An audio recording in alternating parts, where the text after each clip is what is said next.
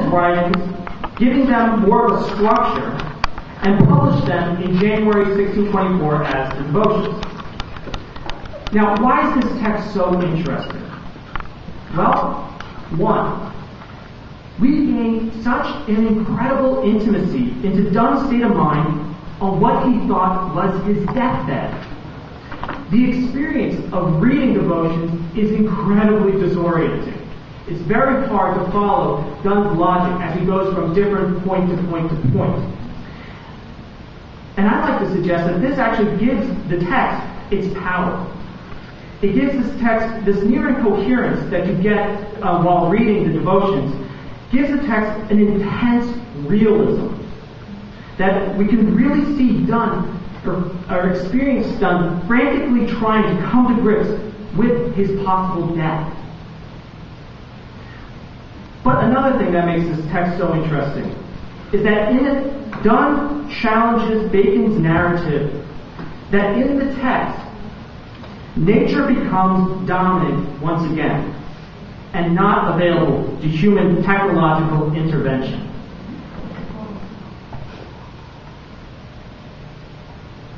Excuse me.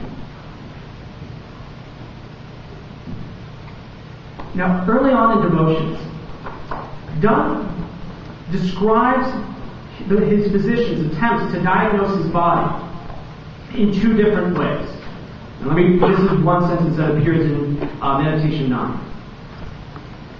They have seen me and heard me, arraigned me in feathers and received my evidence.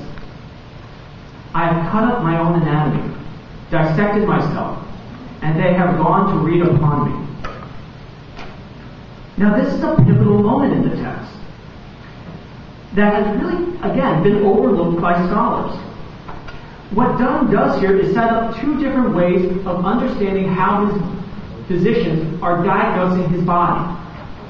Let's look at the first one. They have seen me and heard me, arraigned me in fetters, and received my evidence. Excuse me. What Donne is suggesting here is that the way his body is being diagnosed is very much the same as a prisoner being interrogated. That is, his body is being coerced into giving over knowledge of its disease. And that the data, that the confession, is only reliable after the body has been fettered, or bound, or tortured. And this speaks very much to Bacon. Bacon distrusted nature. He saw the scientist as having to compel nature to giving over its secrets. And just to refer back to the Novum Organum here. So things in nature that are hidden, this is Bacon speaking. So things in nature that are hidden reveal themselves more readily under the vexation of art than when they follow their own course. Excuse me. Conversely, Donne says this: I have cut up my own anatomy, dissected myself, and they are gone to read upon me. What we see here now is that the body is now complicit. It's taking part in its own diagnoses. Donne is opening up his anatomy so his physicians can read his body, can read his disease. There is no longer an antagonistic relationship between the body and the physicians.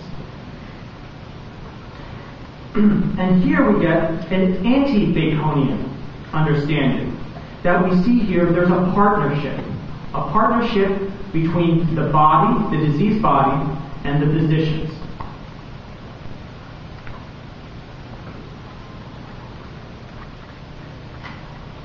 Now, I'd like to go back to Bacon for 1 second here. And just to reiterate, again, he saw environmental harmony coming on humanity's terms. It comes when we manipulate nature for our benefit. So take a look at this quote. In this respect, therefore, truth and utility are the same things themselves. So works themselves are of a greater value as a pledge of truth than as a comfort of life. Now, essentially, what Bacon's saying here is that when we know the truth of something, is when we know how to use it for our benefit. When we know how to utilize it to make our lives better. That's when we know the truth of an object. That's when we know the truth of nature. Now, by the end of Devotions, Donne has abandoned Bacon's narrative of recovery, abandoned the belief that we can dominate nature. And he says this: nature, if we look for durable and vigorous effects, will not admit prevention, nor anticipation, nor obligation upon her, for they are free contracts, and she will be left to her liberties. So what Donne gives us here is an image of nature that is independent of humanity. A picture of nature where nature is in control. And that nature cannot be forced into a subservient role for humanity.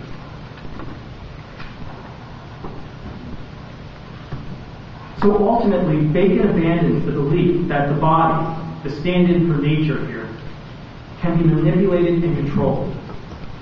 In place of Bacon's narrative of the heroic scientist manipulating a resistant nature into an ecological harmony, Donne finds that such harmony can only come on nature's terms. That humanity can only accept the terms that nature gives us. So Donne leaves at the end of Devotions with the reader with a world where nature is independent of us. Now let's jump forward to today. This is an image of Prometheus. I'm sure most of us know who Prometheus was. He was the creator of man, stole fire from Mount Olympus to give to humanity. Now, Prometheus is considered the classical symbol of humanity's technological prowess. Now, the reason why I bring our attention to this image is because modern scientific thought breaks down into two schools. Here's the first. It's the techno-fix environmentalism.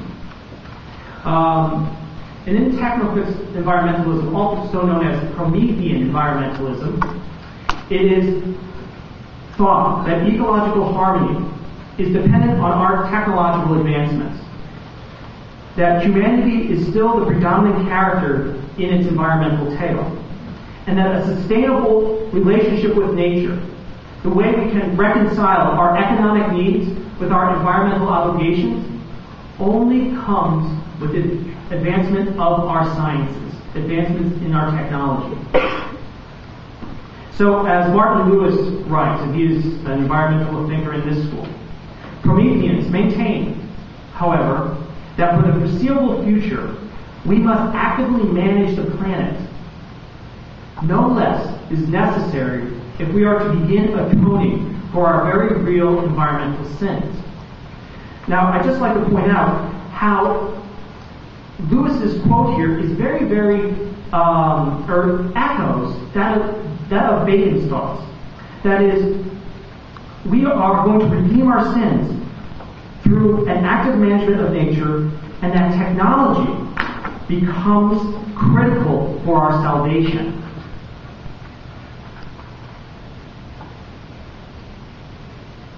Now there's an opposing school of thought. It's what I like to call the post-scientific environmentalism. And in this post-scientific environmentalism, environmental harmony is not a matter of technological innovation. It's not a matter of inventing. It's a matter of a cultural shift. That nature is not available for our technological manipulation.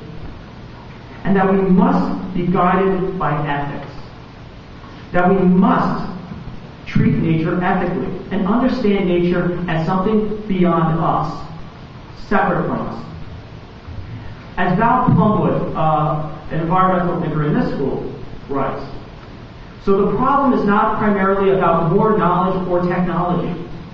It's about developing an environmental culture that values and fully acknowledges the non-human sphere and our dependency on it.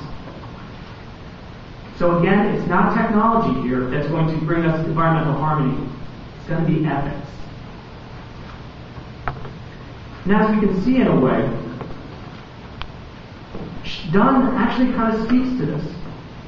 That his narrative, the narrative of his disease, in his narrative of his disease, he comes to recognize our submission, our subjection to nature. And in a sense, what this school of environmentalism calls for is the abandoning of a comfortable narrative, the one that we're in charge of, that has guided our interactions of nature for the past 400 years. And to conclude, the environmental narrative we choose to promote has material consequences.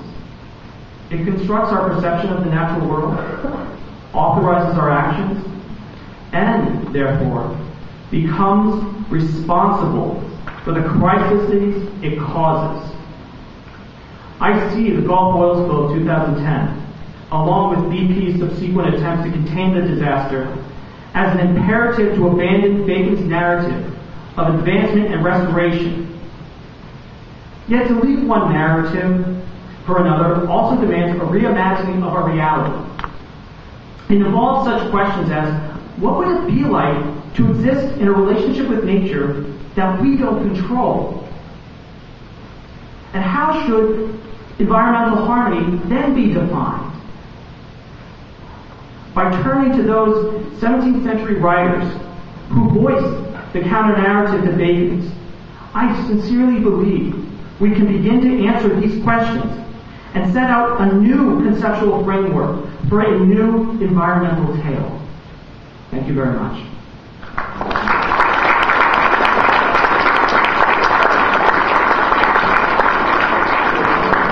have a lot to cover. I would love some questions. Anybody? It's always tough being the first one to raise the hand.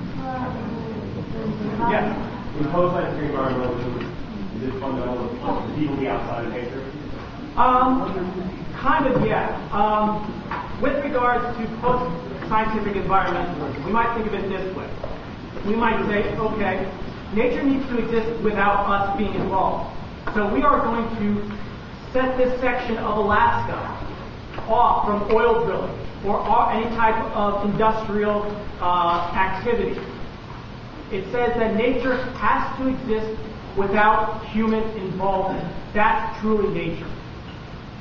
Anything else is artificial. So yes, in post-scientific environmentalism, we have to let nature be. And also to realize that when we do get involved in nature, we don't always control the outcomes. Nature is not a closed system. It doesn't have given variables that we know. Nature is open. Nature is chaotic. Well, maybe chaotic is not the term, but it's an open system that we can't anticipate what our involvement will result in. Yeah. I think it's impossible to just let nature be, because humans have been around on this planet for 3 million years, and we evolved from nature. So in a way, we're part of nature. Mm-hmm. Well, in a sense, yeah. I see what you're suggesting there. That often when we talk about nature, often when we have environmental conversations, we always think of two parties: humanity, civilization over here, and nature over here, right? Well, there's a great environmental ethics philosopher. His name is Eric Schwartz. And he wrote an amazing essay, and if you ever get a chance to, I highly recommend reading it. It's called The Big Lie. And what he says there in it is that any attempt to restore nature, such as, let's say, BP's attempt to clean up the oil spill, doesn't result in bringing nature back to its own original state. What it involves is creating an artifice, an artifact that we've been involved in. That nature, that what has been created after we've tried to clean up our environmental mistakes is not nature again. It's an image of nature that we've tried to recreate. It's an artificial image of nature.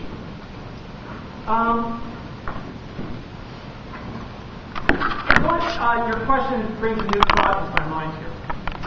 It's that if we think about it, We are not, it's this idea that we can victimize nature. The idea that we can destroy nature is an incredibly modern one, honestly. There's a great writer, his name's slipping my mind, who describes this scenario this way. Before science, the pre-scientific era, it was that we were children to nature. Nature was the parent, we were the child. After the scientific era, we're still the parent-child, only the parent is now in a nursing home, and we're taking care of it.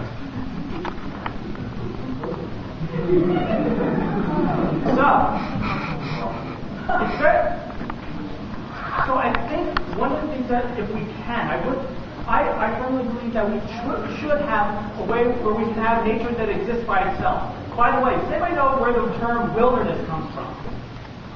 Anybody know? What's the etymological root of it? No, it's wild. It actually comes from a combination of three Old English terms. Will, door, net, which stands for self-willed land. Land that has its own will, that has its own identity.